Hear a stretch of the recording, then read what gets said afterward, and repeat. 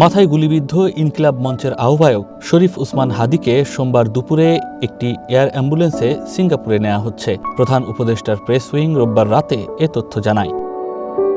এজন্য air ambulance, চিকিৎসক দল ও ভ্রমণ সংক্রান্ত সকল প্রস্তুতি ইতিমধ্যে সম্পূর্ণ করা হয়েছে। সিঙ্গাপুর জেনারেল হাসপাতালের অ্যাক্সিডেন্ট ইমার্জেন্সি বিভাগে তার চিকিৎসার সব ধরনের ব্যবস্থা নেওয়া হয়েছে বলেও জানানো হয়। এভারকেয়ার হাসপাতালের বিশেষজ্ঞ চিকিৎসক দলের পরামর্শ ও পরিবারের সদস্যদের সঙ্গে আলোচনা করেই এমন সিদ্ধান্ত নেওয়া হয়েছে। তার চিকিৎসা প্রক্রিয়া সার্বক্ষণিকভাবে পর্যবেক্ষণে রাখার জন্য সংশ্লিষ্ট সবাইকে নির্দেশ দিয়েছেন প্রধান উপদেষ্টা।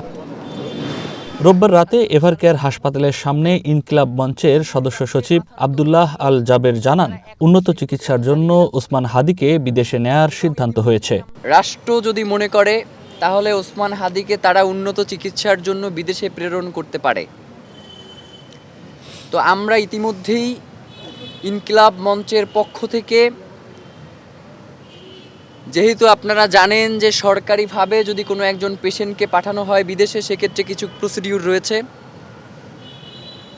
তো ইনকিলাব মঞ্চের ভাই বোনেরা এবং তার পরিবার তারা অলরেডি প্রায় $1.5 কোটি টাকায় ধার করে এয়ারক্রাফট তারা ভাড়া করেছে ওসমান হাদিকে বিদেশে চিকিৎসার জন্য।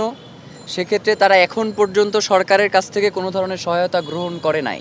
সোমবারের মধ্যে উসমান হাদিকে গুলির ঘটনায় জড়িত ব্যক্তিদের গ্রেপ্তার করতে না পারলে আইন উপদেষ্টা আসিফ নজরুল ও স্বরাষ্ট্র উপদেষ্টা মোহাম্মদ জাহাঙ্গীর আলম চৌধুরীর পদত্যাগের দাবি করেন আব্দুল্লাহ আল জাবের।